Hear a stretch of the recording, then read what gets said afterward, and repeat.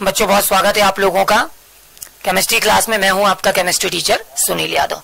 बच्चों आज एक नए टॉपिक के साथ आपके साथ हूं। बच्चों आज मैंने टॉपिक पी ब्लॉक के तत्व से लिया हुआ है। बच्चों मैंने जो आज का सबसे पहला क्वेश्चन लिया हुआ वो आपके सामने है, सोडियम जियोलाइट क्या है। बच्चों सोडियम जियोलाइट के बारे में आज मैं आपको समझाने का प्रयास करूंगा और मैं आपको बताने की कोशिश करूंगा बच्चों की सोडियम जियोलाइट क्या होता है।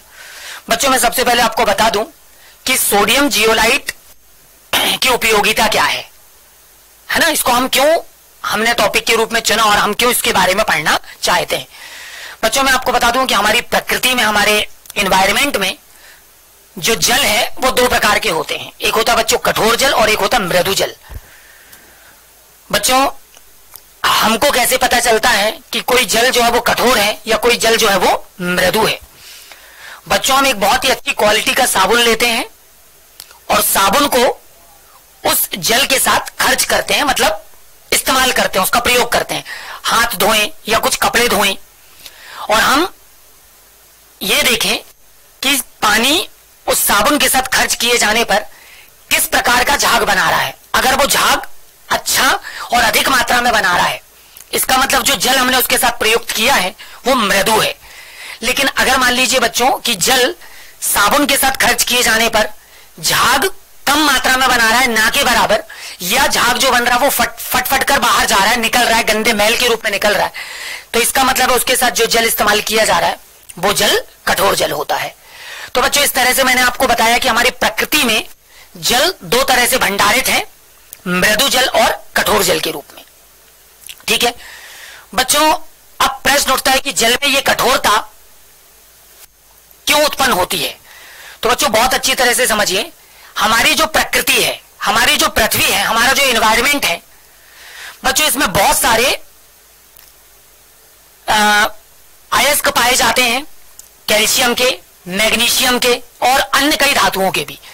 तो मुख्यतः मैं आपको कैल्शियम और मैग्नीशियम के कार्बोनेट्स, बाइकार्बोनेट्स, हैलाइड और सल्फेट के बारे में बताने जा रहा हूं। बच्चों ये कुछ ऐसे प्रमुख खनिज लवण हैं जो जल के साथ मिलकर उसको उसमें कठोरता उत्पन्न कर देते हैं। ठीक है बच्चों, यानी कि अगर ये खनिज कैल्शियम और मैग्नीशियम के कार्बोनेट्स, बाइकार्बोनेट्स, सल्फेट्स और हैलाइड्स अगर जल के साथ मिले हुए हैं तो ये जल को कठोर कर देते हैं। और अच्छी क्वालिटी के साबुन के साथ जब उस जल को हम खर्च करते हैं, एक्सपेंड करते हैं, तो वो अच्छा झाग उत्पन्न नहीं करते। ठीक है, वो साबुन की क्वालिटी खराब कर देते हैं। तो ऐसे जल को हम कठोर जल कहते हैं। कठोर जल को अगर हम उबाल दें तो कई बार ये देखा गया है कि जो कठोर जल है वो मृदु जल में बदल जाता है, क्योंकि जल में कठोरता उत्पन्न करने वाली ये जो अशुद्धियां थी, मैग्नीशियम और कैल्शियम के ये जो कार्बोनेट्स, बाइकार्बोनेट्स, हैलाइड्स और जो सल्फेट थे, ये दो तरह की कठोरता उत्पन्न करते हैं, एक तो स्थायी और अस्थायी। जब जल में उत्पन्न कठोरता अस्थायी होती है तो कठोर जल को साधारणतः उबाल देने पर वो कठोरताएं दूर हो जाती हैं और जल मृदु हो जाता है। और फिर जल के साथ हम अच्छी क्वालिटी का अगर साबुन खर्च करें तो हमको उतना ही झाग प्राप्त होने लगता है। लेकिन बच्चों अगर जल में उत्पन्न कठोरता स्थायी है तो जल को केवल उबाल देने से वो कठोरताएं दूर नहीं होती। तो ऐसी कंडीशन में अब हमको जियोलाइट, सोडियम जियोलाइट का अध्ययन करना होता है, क्योंकि सोडियम जियोलाइट नामक ये एक ऐसा रासायनिक पदार्थ है जो जल में उत्पन्न स्थायी कठोरता को दूर करने में सहायक है और जल को फिल्टर करके हमारे पीने योग्य बनाता है। ठीक है बच्चों, तो इसीलिए मैंने ये टॉपिक आपके सामने ले रखा हुआ है, सोडियम जियोलाइट। चलिए चलते हैं सोडियम जियोलाइट पर। तो बच्चों सोडियम जियोलाइट का जो रासायनिक सूत्र है वो मैंने आपके सामने रखा हुआ है, Na2Al2Si2O8.XH2, Na2Al2Si2O8.XH2। बच्चों ये सोडियम जियोलाइट का रासायनिक सूत्र है। यहां पे बच्चों ये जो X है, इस X की वैल्यू, ठीक है, कुछ भी हो सकती है, 1 2 3 4 5 6 7 एक्सेट्रा, ये X की वैल्यू वेरिएट होती रहेगी। ये एक प्रकार का हाइड्रेटेड सिलिकेट माना जाता है सोडियम का। ठीक है, सोडियम, एल्यूमिनियम और उसका।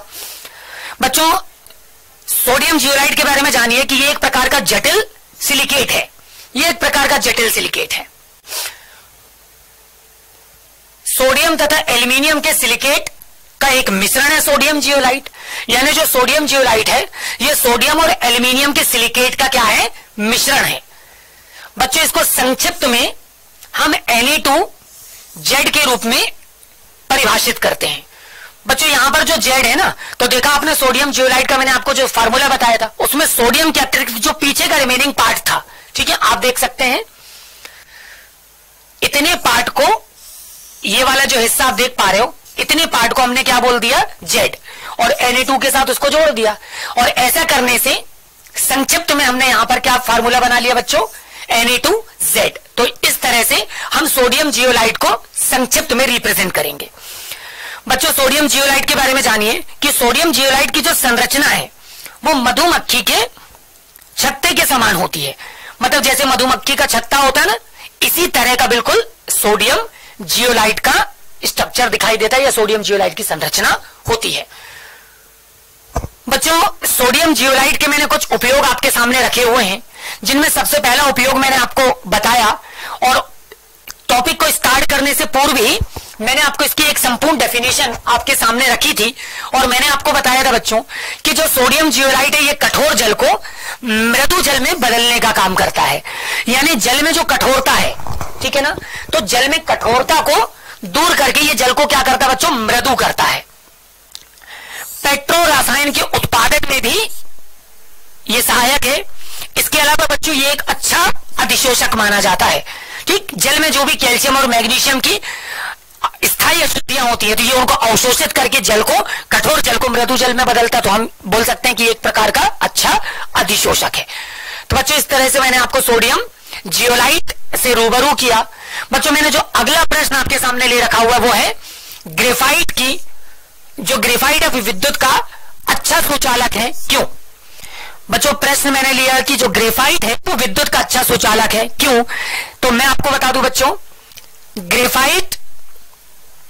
ग्रेफाइट में प्रत्येक कार्बन का जो परमाणु है बच्चों, ठीक है, प्रत्येक कार्बन का परमाणु ये 3 अन्य कार्बन परमाणुओं से जुड़ा होता है। ठीक है, अन्य 3 कार्बन परमाणु से जुड़ा होता है बच्चों। अतः प्रत्येक कार्बन परमाणु की जो चौथी संयोजकता होती है ना, 3 इलेक्ट्रॉन प्रयुक्त होते हैं, लेकिन इसका जो प्रत्येक कार्बन परमाणु का एक जो इलेक्ट्रॉन है ना, जो चौथा, वो गतिशील होता है क्योंकि वो किसी से जुड़ा नहीं होता।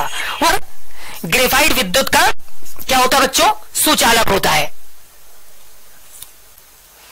तो बच्चों मैं आपको बता रहा था कि ग्रेफाइट के 3 को जो कार्बन है वो अन्य 3 बंध के द्वारा जुड़े होते हैं कार्बन से, जबकि इसका जो चौथा इलेक्ट्रॉन है ना वो गतिशील होता है, जिसके कारण ग्रेफाइट जो बच्चों वो विद्युत का सुचालक माना जाता है। यानी इसमें एक इलेक्ट्रॉन जो है वो स्वतंत्र होता, उसकी किसी के साथ साझेदारी नहीं होती, और वो पूरी ग्रेफाइट की संरचना में क्या करता रहता है, गति करता रहता है। और इलेक्ट्रॉन की गति क्या कहलाती है, विद्युत कहलाती है। और यही वजह कि जैसे ही हम ग्रेफाइट को देखेंगे तो ग्रेफाइट में हमको कुछ चालकता के गुण प्राप्त हो जाएंगे बच्चों। ठीक है, तो बहुत अच्छी तरह से इसको भी याद रखिए बच्चों।